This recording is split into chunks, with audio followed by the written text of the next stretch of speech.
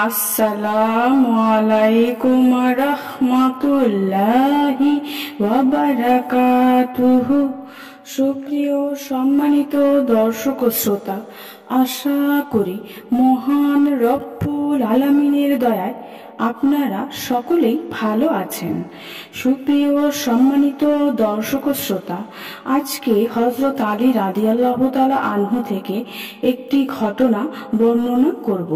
ঘটনার শিরোনাম হচ্ছে স্বামীর বিরুদ্ধে অভিযোগ। সুপ্রিয় সম্মানিত দর্শক ও শ্রোতা, আপনাদের নিকট অনুরোধ থাকবে ঘটনাটি শেষ পর্যন্ত শোনার। জনৈক নারী কাঁদতে কাঁদতে আলী রাদিয়াল্লাহু আনহুর দরবারে এলো। আলী রাদিয়াল্লাহু আনহুর কাছে অভিযোগ করলো, আমিরুল মুমিনিন, আমার স্বামী আমার বাদীর সাথে আমার অনুমতি ছাড়াই শারীরিক সম্পর্ক করেছে। আলী রাদিয়াল্লাহু আনহু তার স্বামীকে জিজ্ঞেস করলেন, এ ব্যাপারে তোমার কি বক্তব্য? সে বলল, আমিরুল মুমিনিন, আমি তো তার অনুমতি নিয়েই করেছি। তখন আলী রাদিয়াল্লাহু আনহু ওই নারীকে বললেন, তুমি সত্য কথা বলো।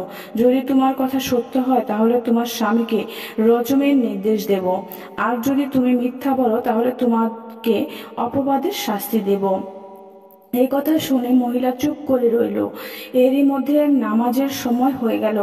আলী রাদিয়াল্লাহু আনহুর বিচার অসম্পূর্ণ রেখে মসজিদে চলে গেলেন।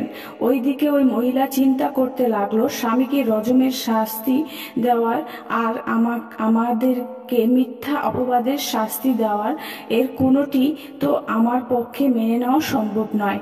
অবশেষে আলী রাদিয়াল্লাহু আনহু মসজিদ থেকে ফিরে আসার পূর্বেই সে পালিয়ে গেল।